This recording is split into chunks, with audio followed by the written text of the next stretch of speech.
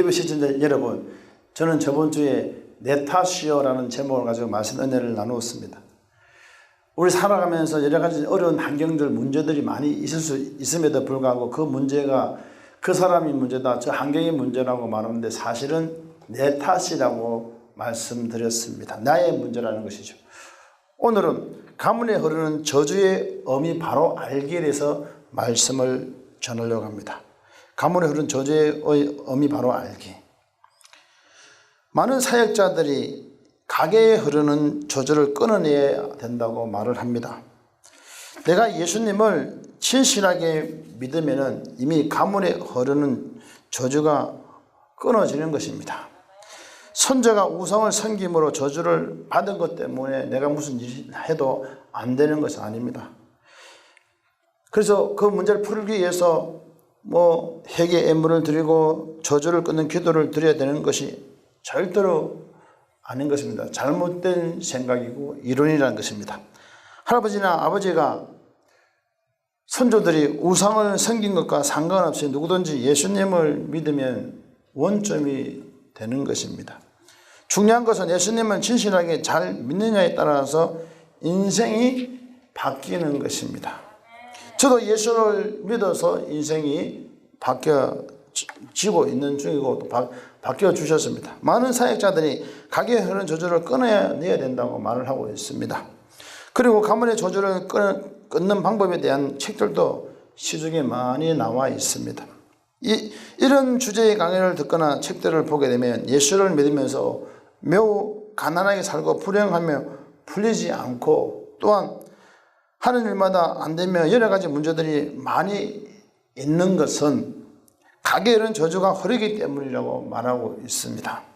물론 예수를 믿어도 문제가 있고 어려운 일들을 당하기도 하지만은 문제는 이런 나쁜 상황들과 어려운 일을 당하는 것은 부모님 때문에 할아버지, 할머니, 선조들 때문에 또는 중조 할아버지, 고조 할아버지 등등 선조들 중에 예수를 안 믿고 나쁜 짓을 많이 했기 때문에 그것이 가게에 흐르는 저주를 통해서 흐르고 흘러 현재 나에게 영향을 준 것이라고 주장하는 것은 참 어리석고 잘못된 것입니다. 선조에 흐르는 것 때문에 문제가, 그러면 예수 안 믿는 사람은 잘 살고 또 예수 안 믿는 사람도 못 사는 것도 뭐고 예수 잘 믿는 사람 잘 살고도 못 사는 건 뭡니까? 기준의 관점이 다르는 것이죠. 그래서 가문에 흐르는 저주를 끊어내야 한다고 말합니다. 그리고는 정성스럽게 예물을 드려야 된다고 말을 합니다. 하지만 이것은 단연코 잘못된 주장이라고 저는 말씀드리고 싶습니다. 어떤 장로님은 20년 전 금식기도원에 갔는데 사업이 잘 되려면 가문의 저주를 끊어야 한다고 그 당시 20년 전에 1,000만 원을 드리라고 해서 헌금을 했다고 합니다. 사업이 잘 되지 않아 50억이라는 큰 돈을 또 손에 뽑았습니다. 이처럼 많은 사람들이 조상의 저주를 끊어서 잘 된다고 가르치고 있는 것은 잘못된 주장입니다. 이 사람들은 사회권에 해당됩니다. 또 그분이 목사님이 그렇게 1,000만 원을 심어서 저주 끊어진다고 그렇게 말씀했던 목사님이 장로님 50억이나 손해봤다고 또 이렇게 항의 비슷하게 또 말씀하니까 이렇게 말합니다. 50억 손해 보는 것도 당연하다. 50억 중에서 11조도 못 드리고 1,000만 원을 드렸기 때문에 망했다. 이렇게 또 말하고 또 합리화를 시킵니다. 웃긴 이야기죠. 우리 하나님이 돈이 없으신 분입니까? 우리 하나님이 온 우주 만물을 지었는데 그건 돈이 돈으로 하나님이 온 세계를 온 우주 만물을 지은 것이 아닙니다. 할렐루야. 그분은 스스로 계신 하나님입니다. 그런데 그 돈 그거 심어야만이 잘 되고 그런 개념은 아니다는 것입니다. 영적 사회권이기도 하지만 육적으로 마찬가지인 것입니다. 법적 사회권이 될 수도 있다는 것을 말하는 것입니다.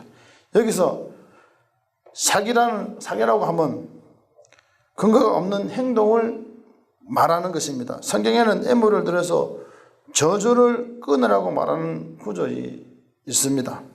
제가 아는 어떤 권사님도 예전에 가문의 저주에 관한 책을 읽고 잘못된 주장 때문에 한동안 두려운 마음이 들었다고 말합니다. 그리고 그 책의 잘못된 내용들을 남편과 이야기를 나눈 모습, 남편에게도 안 좋은 영향을 끼치게 되었다고 말합니다. 그래서 남편이 54세쯤 됐을 때 굉장히 불안해하는 겁니다. 그 이후에 이제 남편의 집안이 단명하는 내력이 있어서 본인도 이제 곧 죽지 않을까 하는 생각에 사로잡혔기 때문인 것입니다. 그래서 시부모님도 50세가 되기 전에 돌아가시고 또 시아주머님도 54세에 돌아가셨으며 남편 집안의 형님들 중 일찍 돌아가신 분이 많았다고 말합니다. 그래서 권사님은 예수 이름으로 그 저주가 끊어지게 해달라고 기도하면서도 마음 한편으로는 걱정이 있었다고 말합니다. 그 권사는 지금 남편이 57세이지만요, 진작 예수구자사관학교를 통해서 제대로 된 원리의 개념을 알았다면 그렇게 두려움에 떨지 않았을 것이라고 간증을 한 적이 있었습니다. 이처럼 잘못된 이론과 또 주장을 믿는 자들은 무엇이 문제냐면 힘들게 하면 바른 신앙생활을 못하게 하는 것입니다. 여러분, 예수를 믿는 것은 첫째로 다른 사람의 관계의 문제가 아니고 나와의 하나님과의 관계의 문제인 것입니다. 내가 하나님을 어떻게 잘 믿고 하나님 앞에 어떻게 드려져야 되는 그 부분들을 여러분 잘 기억하시기 바랍니다. 다시 말해 그들의 주장은 이렇습니다. 예를 들어 중조 할아버지 때 술 장사를 했다 합시다. 그래서 다른 사람에게 술을 팔고 기생들을 고용해서 또 뭡니까 음란한 장사를 했기 때문에 후손 중에 간암으로 죽기도 하고 때로는 뭡니까 술 주전병으로 살다가 객사하는 일이 벌어지며 또한 형제자매들에게 이런 영향으로서 그러기 때문에 암에 걸리게 되기도 하고 술 주전병에 나오고 음란한 삶을 살고 객사할 수 있다고 말합니다. 그래서 이런 어려운 일을 당하지 않으려면 가문에 흐른 저주를 끊어야 한다라고 그런 개념이 잡혀 있는 사람들이 많습니다. 그리고는 이 저주를 끊으려면 특별 예배를 드려야 한다든지 또는 뭡니까 저주를 끊는 기도를 해야 한다든지 아니면 사역을 통해서 저주를 끊는 기도를 받아야 하는데 먼저 헌금으로 300, 500, 1000만, 2000만, 1억씩 드리라고 합니다. 하나님이 영혼을 사랑하시기에 저주를 복으로 바꿔야 하는데 마음을 다하여 힘을 다하여 물질을 심어야 한다고 1천 번째 드려야 한다고 가르치고 또한 핵에 애모를 드려야 한다. 조상의 저주를 끊는 헌금을 드려야 된다 말하면서 물질을 심으려고 하는 사람들이 굉장히 많이 있습니다. 과연 그럴까요? 저는 단언컨대 아니다는 거죠. 우리가 예수를 정말로 진실되게 믿는 안에서 회복이 됩니다. 그 방법은 항상 회복입니다. 하나님의 상품으로 회복하면 그 무엇도 바꿀 수 없는 그런 놀라운 은혜가 있다는 걸 여러분 기억하시기 바랍니다. 어떤 지사님이 또 예를 보겠습니다. 그 지사님은 예수군산학교에서 공부하기 전에 우울증 치료를 받으려고 영성원이라는 곳을 다녔답니다. 그러니까 이 기도는 저 기도는 안 가본 데 없어요. 뭐 이런 기도를 하면은요, 막 명함만 내밀어도 다 알더라고요. 그곳에서 가문의 저주를 끊어야 한다고 된다라고 말을 해서 처음 듣고 가문의 저주를 끊는 것이 있구나라고 깨닫게 되었습니다. 그래서 그러고는 바로 드는 생각이 드는 것이 하나님에 대한 원망이 막 올라오기 시작했습니다.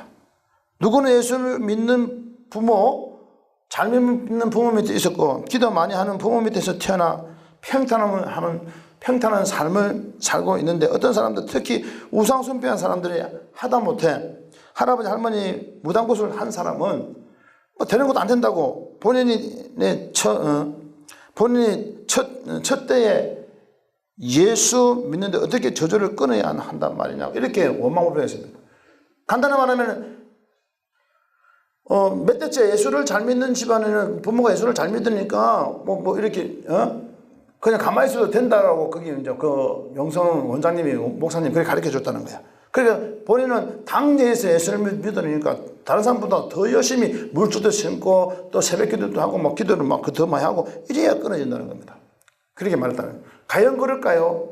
정광재 목사 같은 경우 예수를 잘 믿어서 하나님 은혜 주셨습니까? 전혀 그렇지 않습니다.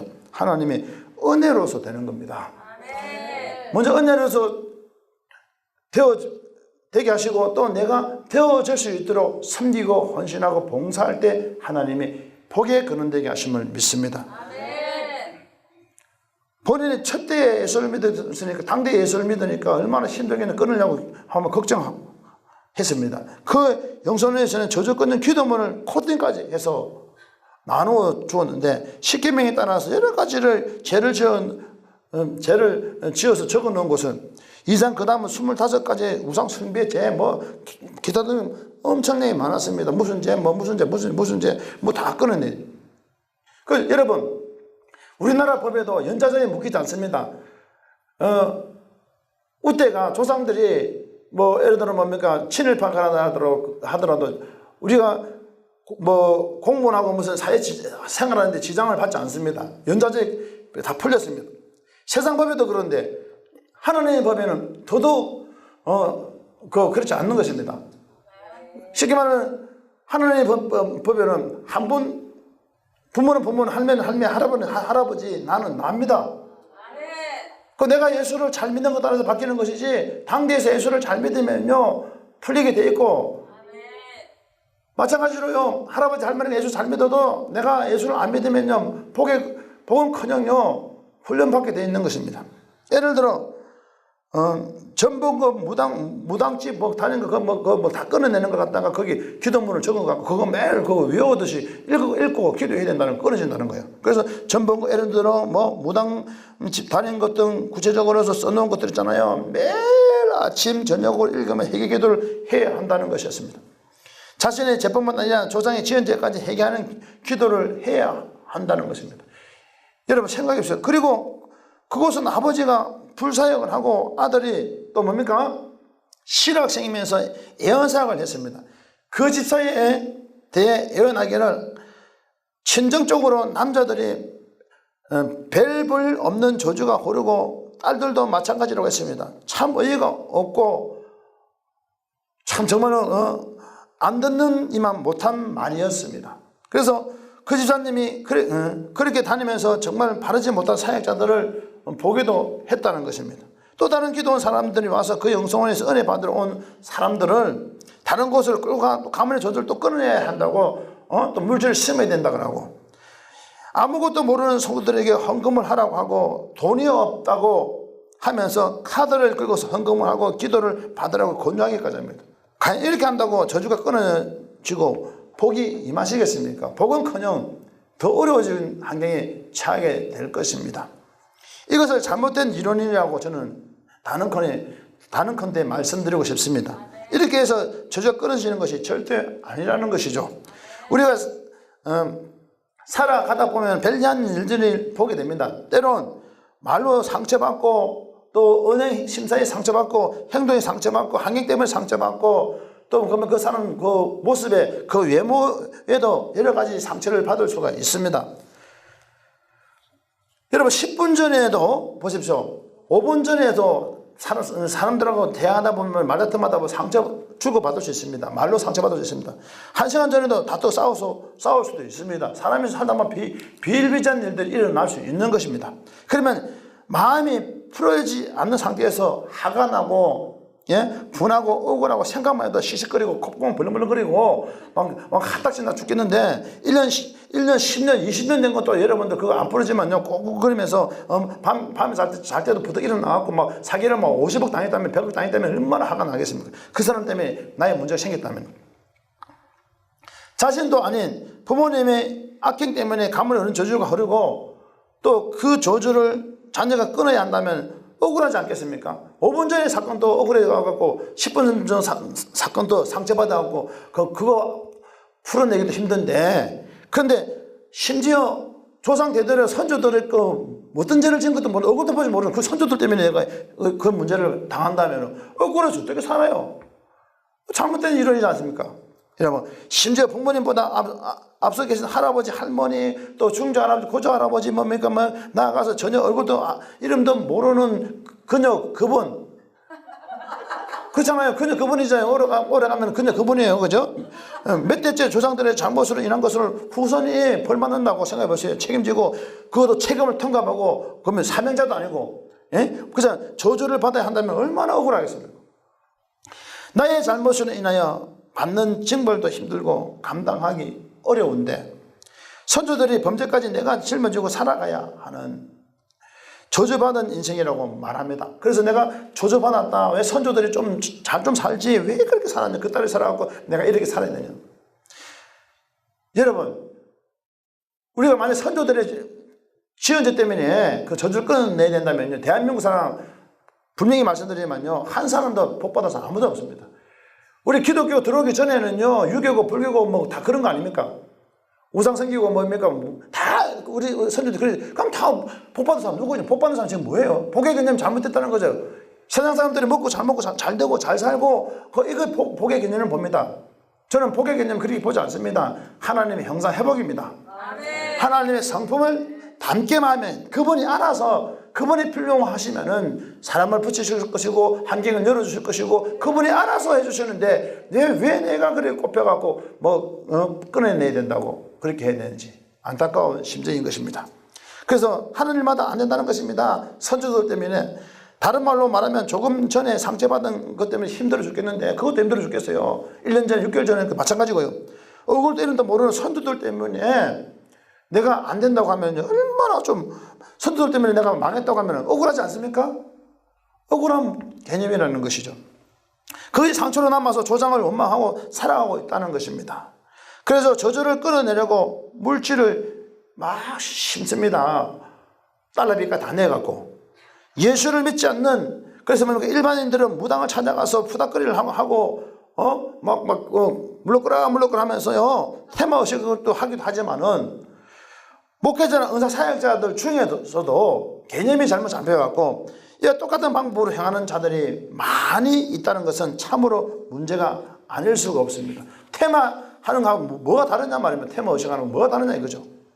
어떤 목회자들은 집회를 통해 저주를 끊는 기도를 구체적으로 조목조목하게 가르쳐 주기도 합니다. 무슨 콩시래기 때문에 콩 넣고 빌었고 물 떠가 빌었고 삼신한테 빌었고 그다음 뭡니까? 막 기타 등등 뭡니까? 저주를 어떻게 끊어야 되는가? 뭐 조상은 저주를 어떻게 끊어야 이런 기도도 다 기도문 적어갖고 그런 사람들 굉장히 많이 있습니다.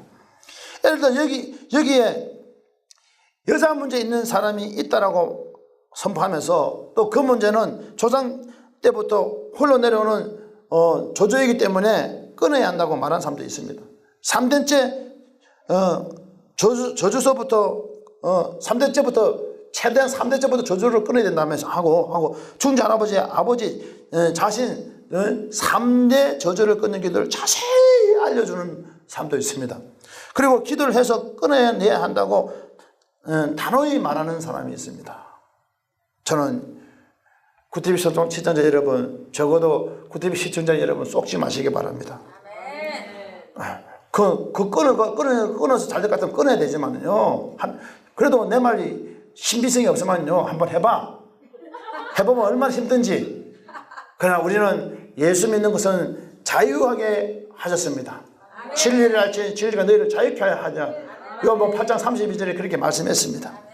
그 말을 들은 성도는 따라갈 수밖에 없는 것이죠. 우리 교회는요, 저주를 끊어내라고 안 합니다. 그냥 삶을 누려라, 섬기고 헌신하라, 봉사하라, 하나님 그분이 알아서 하실 문제다.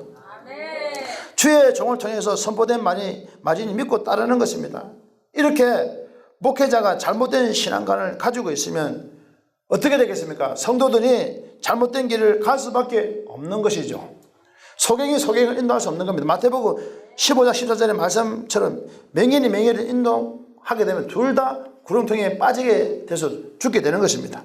이렇게 잘못된 기도를 하는 성도들이 우리 주위에 많이 있다는 것이 안타깝습니다. 특히 집안에서 처음 믿는 분들은요, 친정이나 시댁의 조상들이 지은 죄 때문에 저주가 홀로 또 자녀에게로도 흐를까봐, 자녀에게 흐르면 안 되잖아. 흐를까봐 차단하는 끊는 기도를 많이 하는 사람이 있습니다. 가면 정말로 잔재하고 대화가 차단돼 버려. 대화가 할렐루야. 그 시간에 자녀하고 대화를 해야만이 차단이 안 되고요. 커뮤니케이션이 열리고요. 가족이 화목이 오고 폐가 오는데 그 시간에 자녀하고 대화를 해야만이 이 행복 지수가 높아지는 겁니다. 그런데요, 그냥 본인이 조주 끝낸다고 뭐 기도하니까 자녀가 볼 때는요, 엄마 하는 거 답답해 죽습니다.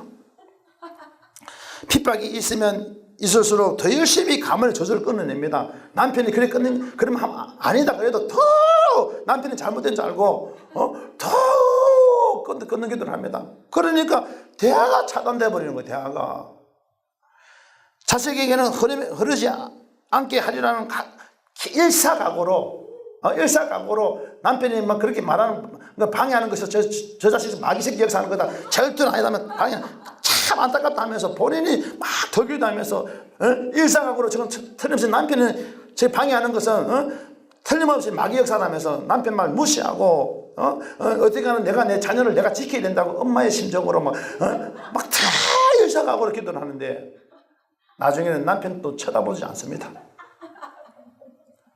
개념이 잘못됐습니다. 여러분, 조상들의 죄를 끊겠다고 하루에 2-3시간씩 기도하는 것은 헛일을 하는 것이라고 저는 말씀드리고 싶습니다. 그런 시간에 자녀에게 좋은 말 한마디, 긍정의 말 한마디를 하는 것이 훨씬 효과적입니다.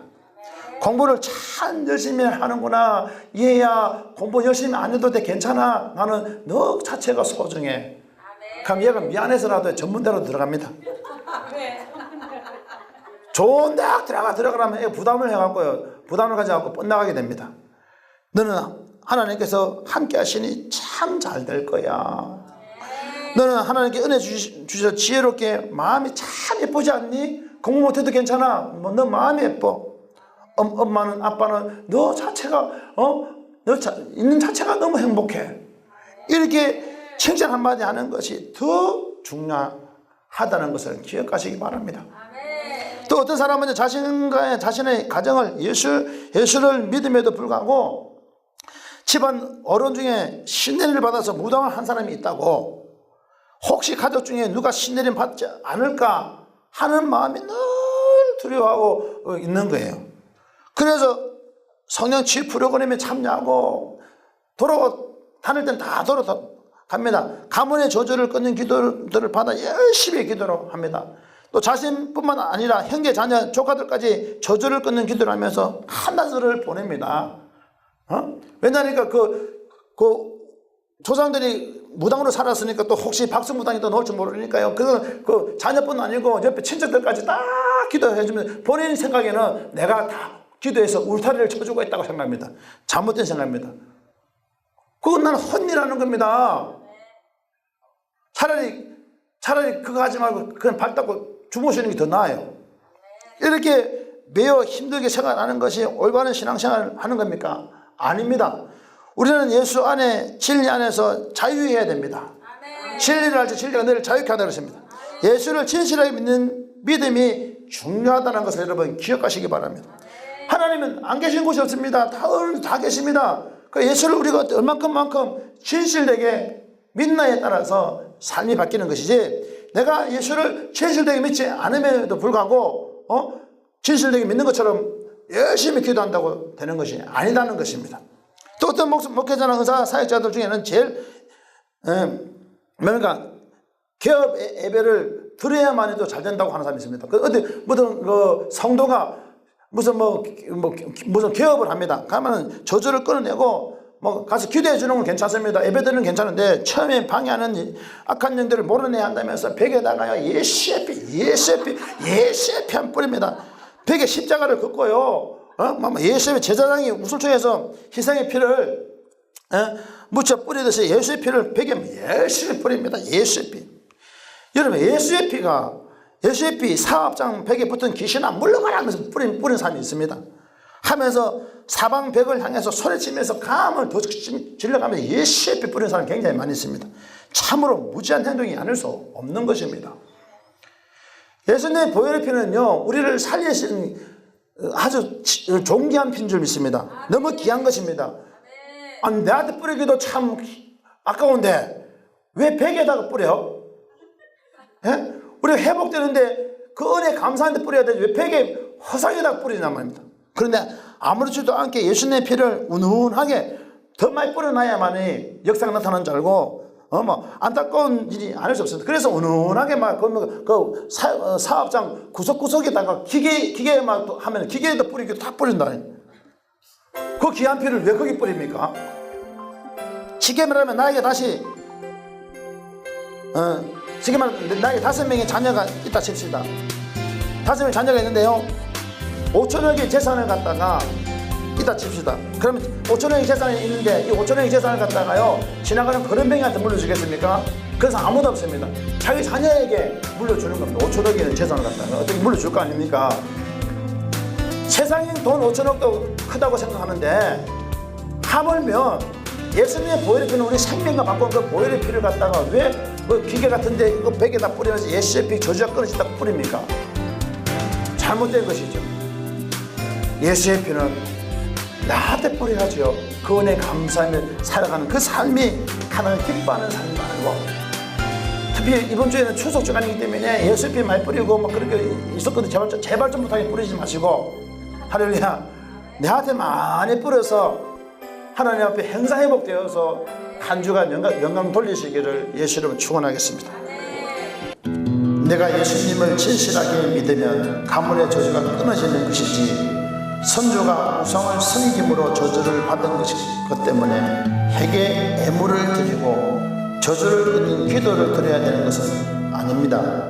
잘못된 이론인 것입니다. 할아버지나 아버지가 우상을 섬긴 것과 상관없이 누구든지 예수님을 믿으면 원점입니다. 중요한 것은 예수님을 진실하게 잘 믿는 데에 따라 인생이 바뀌는 것입니다.